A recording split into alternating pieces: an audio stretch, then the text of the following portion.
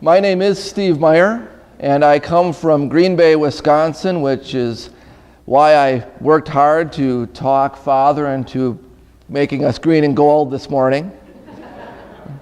Originally, I'm from Marshfield. I am the son of Ron and Judy Meyer, the grandson of Alfred and Odelia Meyer of Loyal, and Lambert and Clara Schomer of Marshfield. They farmed just east of Spencer on Fry Road.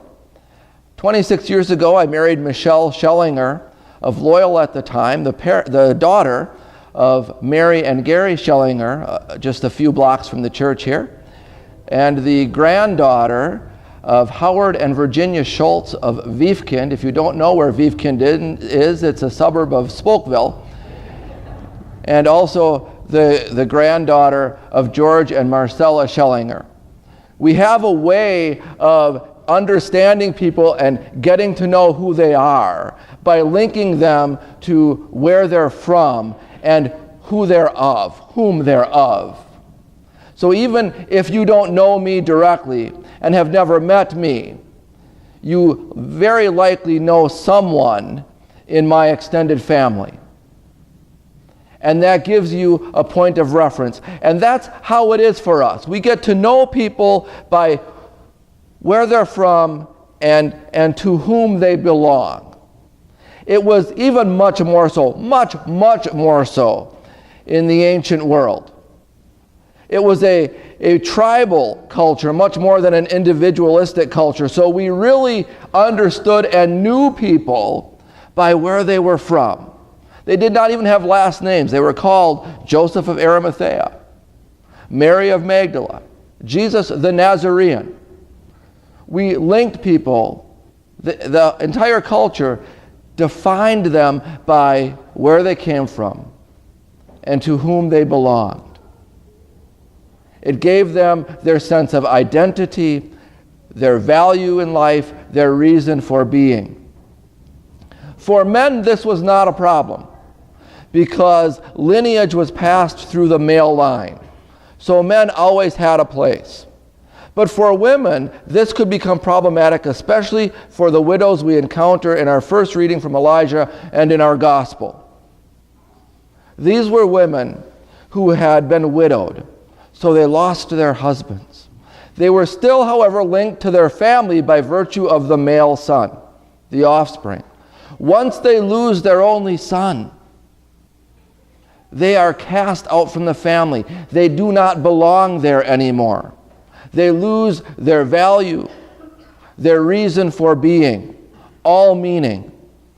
So when Jesus walks into Nain and sees this funeral and understands that this woman has lost her only son and has lost her husband and has nowhere to go, she really has two choices. One is to return to her family of origin, which is probably not going to happen.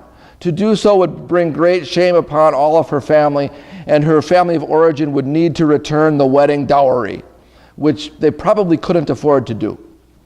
So that was unlikely. What was more likely was the second scenario, in which she would be cast out and become either a beggar or a prostitute.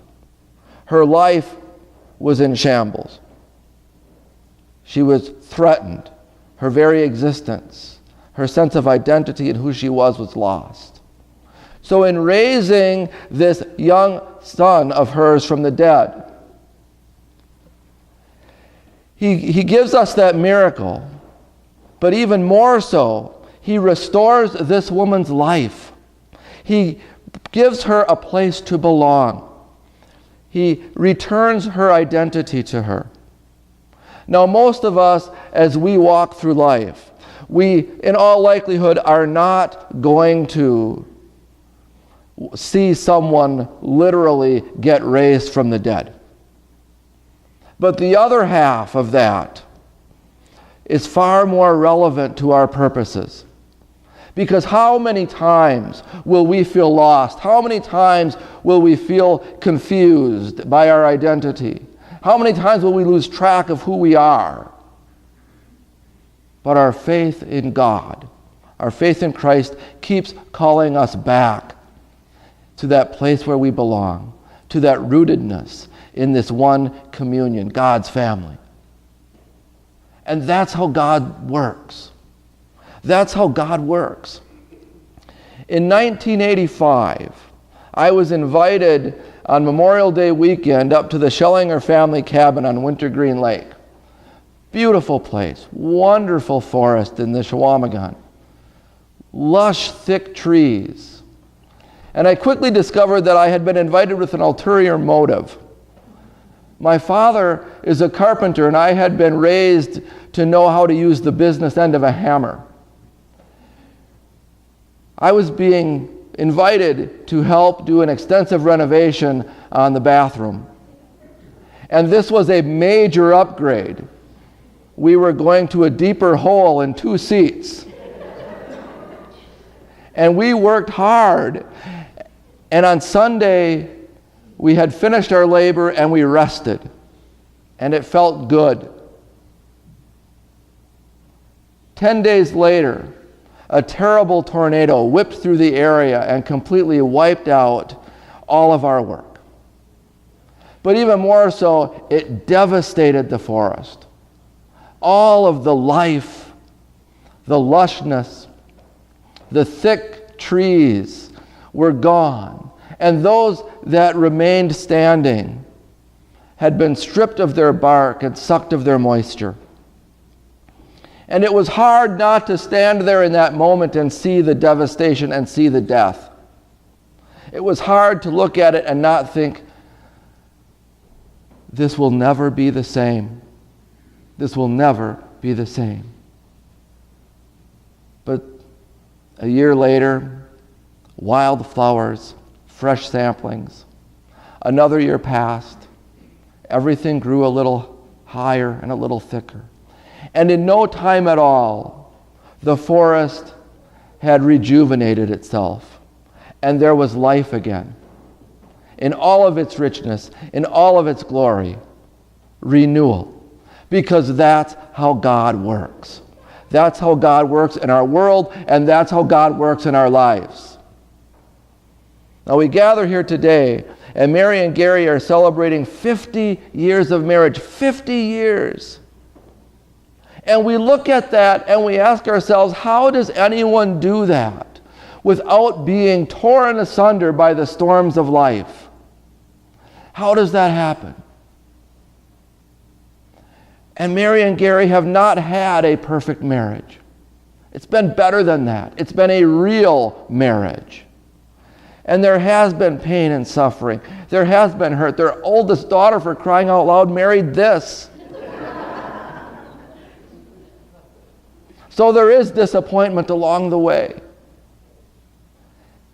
And yet, the magic of the story is that somehow, with God's sustaining love, they get up each day, we get up each day, and find newness, and celebrate life again, and love again.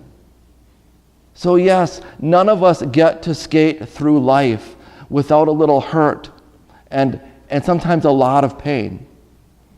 Even Jesus suffered a lot. That's part of the story.